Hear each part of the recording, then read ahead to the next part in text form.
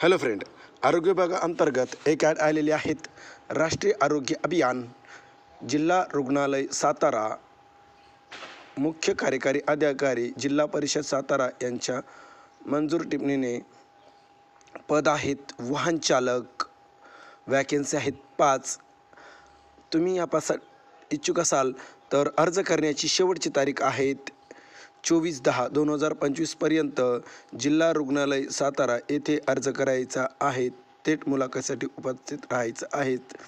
अशाच नवीन आरोग्यविषयक माहिती जाणून घेण्यासाठी या चॅनलला तुम्ही सबस्क्राईब करा आणि माहिती आवडली असल्यास तुमच्या मित्रापर्यंत नक्की शेअर करा. थँक्यू.